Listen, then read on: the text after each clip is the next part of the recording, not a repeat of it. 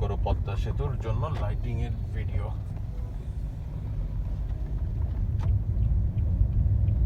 এটা হচ্ছে হাতির ঝিল না?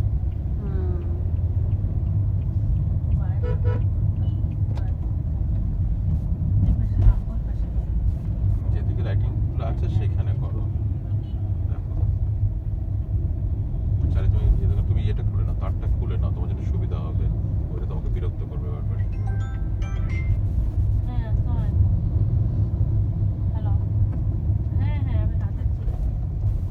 আমার লাইটিং দেখি।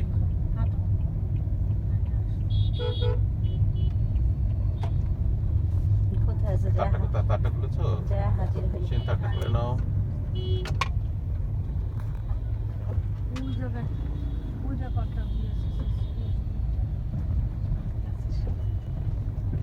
ডান দিকে লাইটিং গুলো নিও। ভাই একটু করলে তো আমার লাভ নেই, আমি তো এই পথে গাড়ি চালাতে হবে। অবস্থা এই যে ইয়ের ছবি নিও, প্রাইম মিনিস্টারের ছবি নিও। ডান দিকে রাখো, দিকে ডান দিকে অনেক ইয়ে পাবে। এই পাশে ছবির সাথে এগুলো দিয়েছে, ভালো লাগছে দেখতে। বাহ বাহ, বুঝছিস সোমা কেন আমি এদিক দিয়ে শুরু করছি? হ্যাঁ, বড় হ।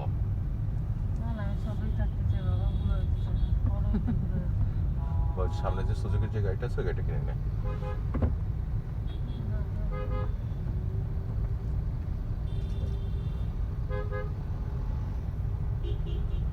চাপ আছে গাড়ির, বিশাল একটা ব্যাপার নাই দেশের জন্য। ডানে চাপে করো, ডান দিক দিয়ে করো, ডানের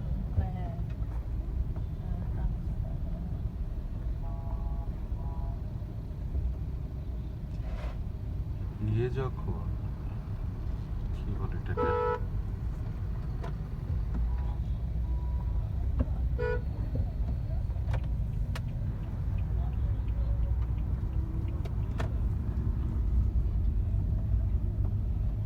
এই লোহা মার্কা গাড়িটা কার?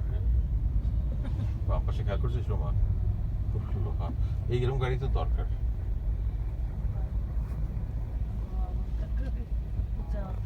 আয়শা, আমার কিছু হবে না, যে বাড়ি দিবে তার অনেক কিছু হয়ে যাবে। তাই তো মনে হচ্ছে, কিন্তু কোন গাড়ি কোন কোম্পানি তাই তো বুঝলাম না। এটা তো মার্সিডিজের একটা ডিজাইন হয় আর কি। তাহলে তো ঠিকই বলেছি আমি।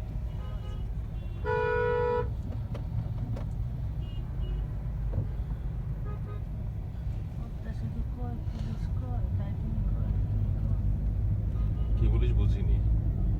পদ্মা সেতু কই আর পুলিশটা কোথায় দেখছো? না লাইটিং কোথায়?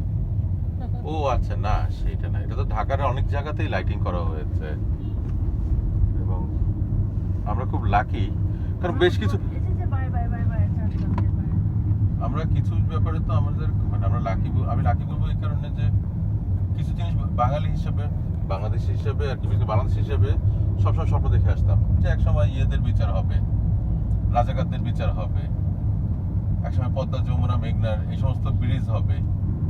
এগুলো অনেক কিছু দেখতে পাচ্ছি এই জীবনে, এটা আসলে অনেক বড়, আলহামদুলিল্লাহ। মানে এটা আসলে অনেক বড় একটা ইয়ে, দেশের জিডিপি বাড়বে, হ্যাঁ, মানুষের ইয়ে বাড়বে, জীবনযাত্রার মান বাড়বে, মানে এগুলো ভাবার মধ্যেও একটা অসম্ভব শান্তি আছে। কারণ বিতর্ক তো সবকিছুতেই থাকবে,